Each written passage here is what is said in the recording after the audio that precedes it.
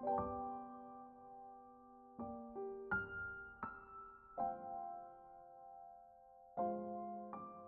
Everyone, welcome back to my channel. Sorry guys, मैं video upload नहीं कर पाई थी क्योंकि थोड़ा सा मेरी तबीयत ठीक नहीं थी। थैंक यू सो मच, आप सब ने इतना प्यार दिया और सपोर्ट किया मेरे चैनल को। अगर आप मेरे चैनल पर नए आए हो तो प्लीज़ पहले की वीडियोस को भी ज़रूर चेक कर लेना और मेरे चैनल को भी सब्सक्राइब कर लेना। तो चलिए वीडियो स्टार्ट करते हैं। लास्ट पार्ट में हमने देखा था कि वेइंग और वांगजी एक दूसरे से अपनी फीलिंग्स को कन्फेस करते हैं। इसके बाद उनका फर्स्ट किस होता है। अगले दिन जब वांगजी उठता है तो उसको बहुत ज़्यादा घबराहट हो रही थी। स्विमिंग पूल में तैरने और ठंडे पानी से शावर लेने के बाद भी उसकी दिल की धड़कन बहुत तेज़ी से हो रही थी। फिर भी वो खुद को संभालता है और ब्रेकफास्ट करके स्कूल पहुंच जाता है। वेंग भी उस दिन जियांग चंग के साथ जल्दी पहुंच गया था, लेकिन जैसे ही वो वांगजी को देखता है वैसे ही वो दौड़कर उसके पास जाने लगता है। वांगजी ये देखकर थोड़ा सा घबरा गया था। वेंग किसी तरह से खुद को कंट्रोल करता है, अपनी स्पीड को कंट्रोल करता है और वांगजी के बिल्कुल सामने जाकर खड़ा हो जाता है। वो वांगजी के बिल्कुल नज़दीक पहुंच गया था। वांगजी को देखते ही वेंग के चेहरे पर मुस्कुराहट आ गई थी। वो वांगजी से हाय करता है। न्यू हेसांग भी पहुंच चुका था। वो वांगजी को गुड मॉर्निंग कहता है। वो वेंग से कहता है कि आज तुम्हें इतनी जल्दी देखकर मुझे बहुत खुशी हो रही है। वेंग उसको रिप्लाई देते हुए कहता है कि सॉरी, मैंने तुम्हें देखा नहीं था। तभी जियांग चंग हाफते हुए आता है और वेंग से कहता है कि वेंग, क्या हो गया है तुम्हें? कब से तुम्हारे अंदर इतनी एनर्जी आ गई है सुबह सुबह, और तुम मुझे इतनी जल्दी क्यों उठाने लगे थे? आज तुम इंसान भी हो क्या?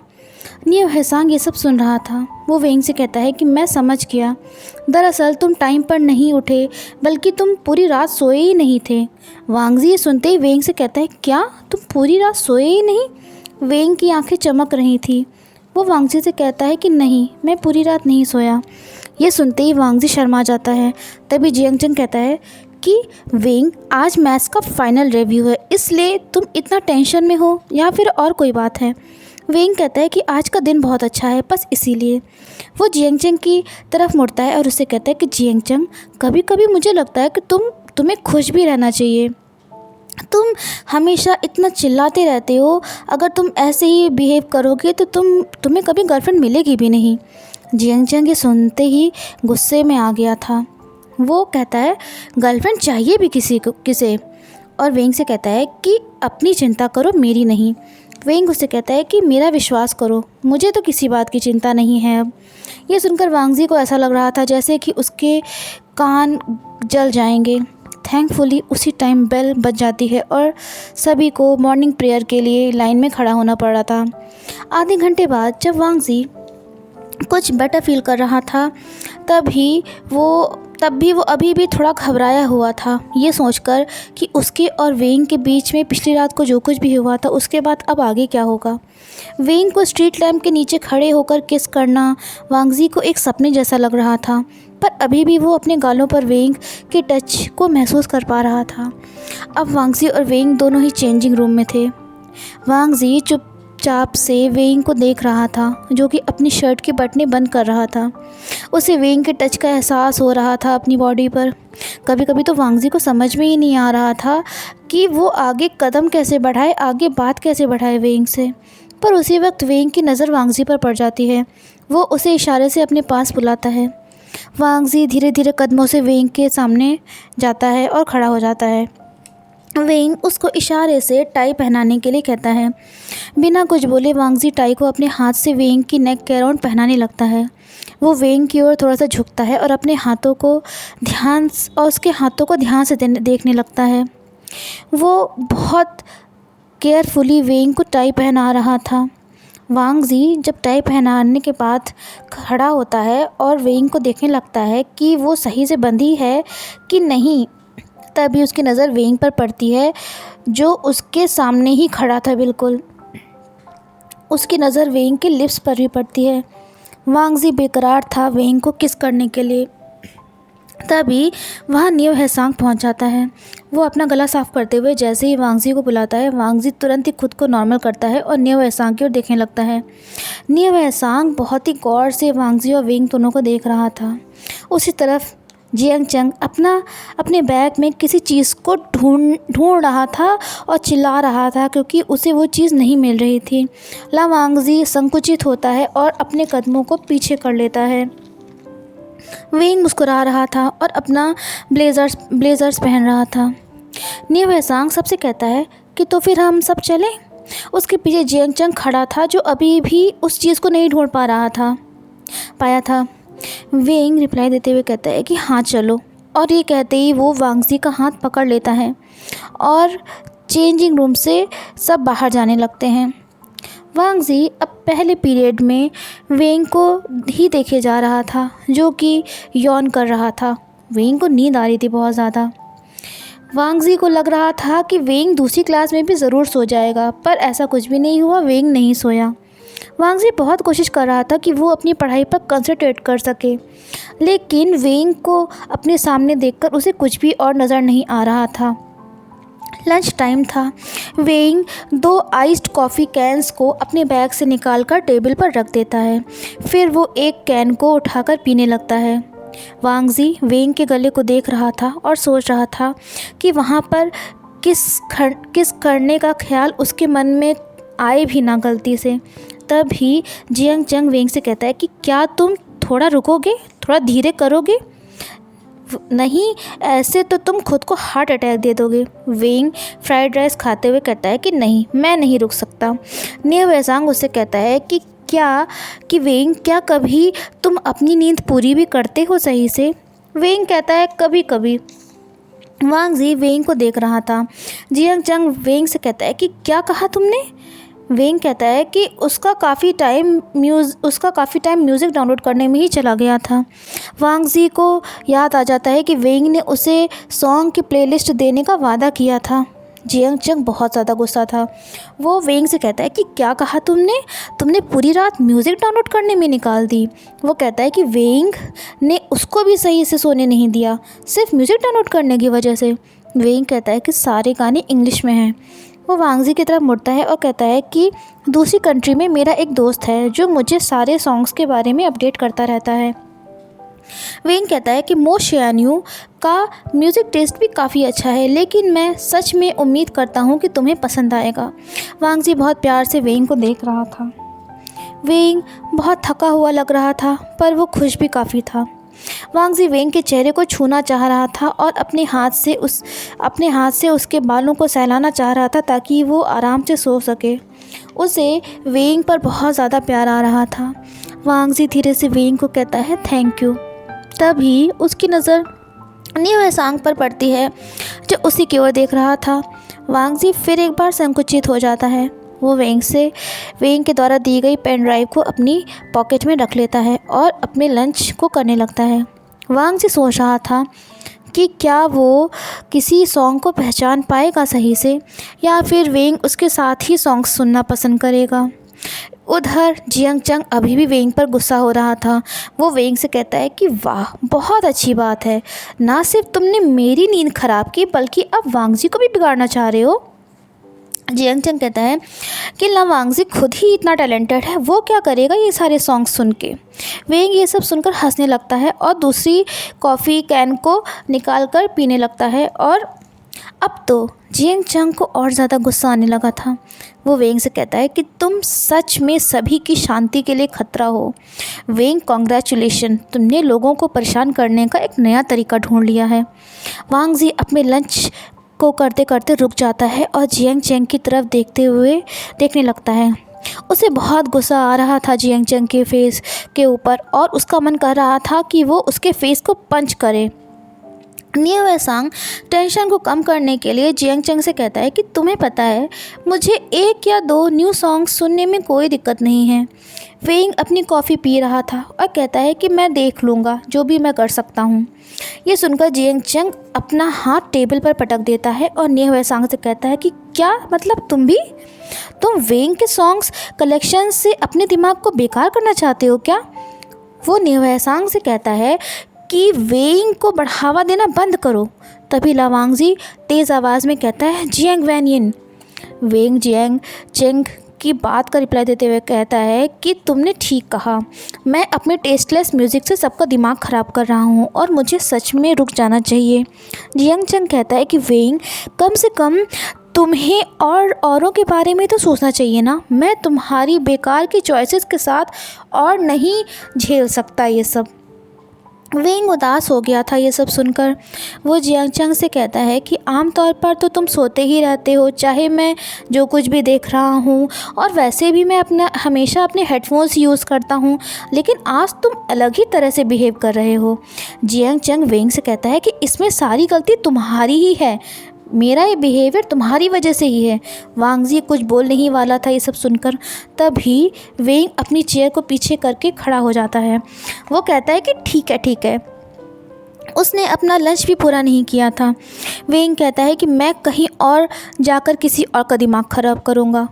फिर वो वांगजी से इशारे से अपने साथ चलने के लिए कहता है। वांगजी तुरंत ही उठ जाता है, लेकिन तभी वेंग उसका हाथ पकड़ लेता है और अपने साथ ले जाने लगता है। वांगजी वेंग के पीछे पीछे ही चल रहा था। वेंग वांगजी को लेकर लाइब्रेरी की तरफ जा रहा था। वहाँ जाकर वो अचानक से मुड़ता है, जिससे कि वो दीवार के सहारे खड़ा हो जाए। वो वांगजी को अपनी तरफ खींच लेता है। वो और वांगजी एक दूसरे के बहुत ही नज़दीक खड़े हुए थे। वेंग वांगजी को किस करने लगता है। वांगजी ने भी वेंग को टाइटली पकड़ लिया था। धीरे धीरे वेंग के हाथ वांगजी के ब्लेज़र में जाने लगते हैं। उसने अपने हाथ से वांगजी की कमर को पकड़ रखा था। वांगजी ने वेंग की नेक को बहुत टाइटली अपने हाथों से ग्रैब कर रखा था। वो वेंग को डीपली किस करते जा रहा था। वांगजी किस करते करते वेंग को अपनी तरफ खींच लेता है। उसके हाथ वेंग के बालों पर थे। दोनों की ही बॉडी काफ़ी हॉट हो गई थी। तभी वांगजी को याद आता है कि अरे, वो दोनों तो लाइब्रेरी में हैं और कभी भी कहीं से कोई भी आ सकता है और उन दोनों को इस हालत में देख सकता है। फाइनली वांगजी खुद के इमोशंस को कंट्रोल करता है और थोड़ा सा वेंग से दूर होता है। उन दोनों की सांसें काफ़ी हैवी हो रखी थी, लेकिन वांगजी ने अभी भी वेंग को अपनी बाहों में पकड़ रखा था। वेंग वांगजी को गले लगा लेता है। वो धीरे से वांगजी से कहता है कि वांगजी प्लीज़ मुझे छोड़ दो। वांगजी कहता है कि वेंग, तुमने ही स्टार्ट किया था ना ये सब। वेंग हंसते हुए कहता है, हाँ मैं नहीं किया था, लेकिन मैं इसके लिए सॉरी नहीं बोलूँगा। धीरे धीरे दोनों एक दूसरे से थोड़ा थोड़ा दूर होने लगते हैं। वेंग अपने बालों को ठीक करने लगता है। वांगजी उसे देख रहा था और उसका मन फिर एक बार हो रहा था वेंग को कसकर गले लगाकर किस करने का। तभी वेंग उसे कहता है कि मैं थोड़ा सा सॉरी फील कर रहा हूँ, क्योंकि मेरा ऐसा कोई प्लान नहीं था तुम्हें ऐसे पकड़ने का। मैं तो बस तुम्हें छूना चाह रहा था। वो वांगजी से कहता है कि वांगजी, क्या तुम ठीक हो। वांगजी कहता है कि सॉरी, तो मुझे बोलना चाहिए ना। वेंग चौंक जाता है और वांगजी से कहता है, क्यों। वांगजी रिप्लाई देते हुए कहता है कि तुम लंच टाइम में अपसेट थे। ये सुनकर वेंग कहता है कि अब मैं ठीक हूँ, बस थोड़ा सा थका हुआ फील कर रहा हूँ। वांगजी वेंग से कहता है कि जियांग वैनियन तुम्हारे प्रति अच्छा बर्ताव नहीं करता है। वेंग उसे कहता है कि जियांग चंग का वो मतलब नहीं था। वांगजी वेंग की ओर देखते हुए कहता है कि मुझे ये सब अच्छा नहीं लगता, इस सब की कोई ज़रूरत नहीं थी।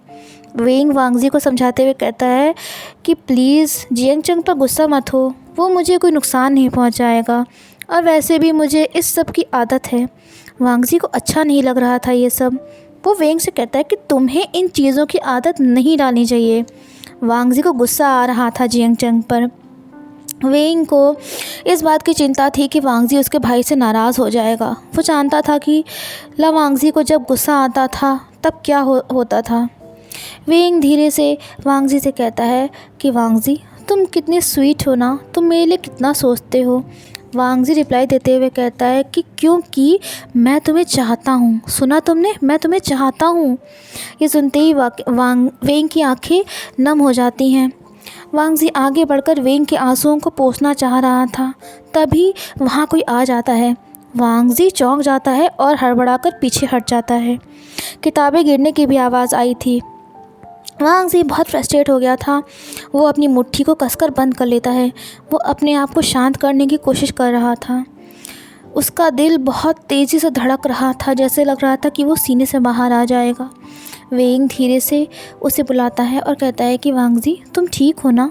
वो कहता है कि क्या ये सब ठीक है। वांगजी को समझ में नहीं आ रहा था कि वो वेंग को क्या जवाब दे। वेंग कहता है कि हमें किसी को भी बताने की ज़रूरत नहीं है, मैं अब आगे से प्रॉपरली बिहेव करूँगा।